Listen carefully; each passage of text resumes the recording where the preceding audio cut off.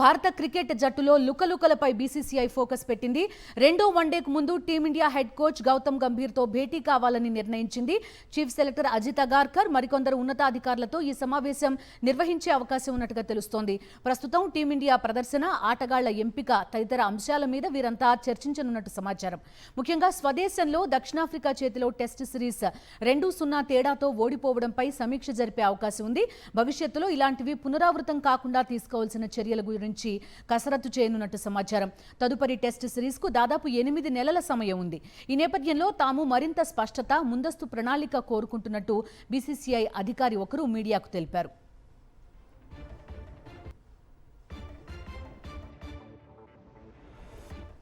వచ్చే సంవత్సరం T20 world cup జరగనుంది. భారత క్రికెట్ ఫేవరెట్ గా బరిలోకి దిగనుంది. ఆ తర్వాత సంవత్సరం వన్డే వరల్డ్ కప్ జరగనుంది.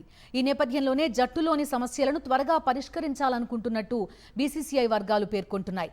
గంభీర్ కోచ్గా బాధ్యతలు తీసుకున్నాక జట్టులో గందరగోళం నెలకొన్నట్టుగా కనిపిస్తోంది. సీనియర్లతో గంభీర్ దురుసుగా ప్రవర్తిస్తున్నట్టు ఆరోపణలున్నాయి. సీనియర్లు కూడా ఇదే విషయం చెప్తున్నారు. డ్రెస్సింగ్ రూమ్లో చాలా గందరగోళం ఉన్నట్టుగా తెలుస్తోంది. ముఖ్యంగా వన్డే జట్టులో సమస్యలు కనిపిస్తున్నాయి. సీనియర్ రోహిత్ శర్మతో కోచ్ అజిత్ అగార్కర్ కు టర్మ్స్ సరిగా లేవు. కోహ్లీ, గంభీర్ది కూడా ఇలాంటి పరిస్థితే. ఈ ఇద్దరిని బలవంతంగా పంపించాలని గంభీర్ చూస్తున్నాడని, అందుకు అగార్కర్ కూడా సహకరిస్తున్నారన్నది ఇన్సైడర్ టాక్. సౌత్ ఆఫ్రికాతో వన్డే సిరీస్లో మరోమారు ఈ దూరం బయటపడింది. గంభీర్, కోహ్లీ మధ్య మాటలున్నట్టుగా కనిపించలేదు. అలాగే రోహిత్, గంభీర్ మధ్య మ్యాచ్ తర్వాత సీరియస్గా ఏదో విషయంపై డిస్కషన్ జరిగింది.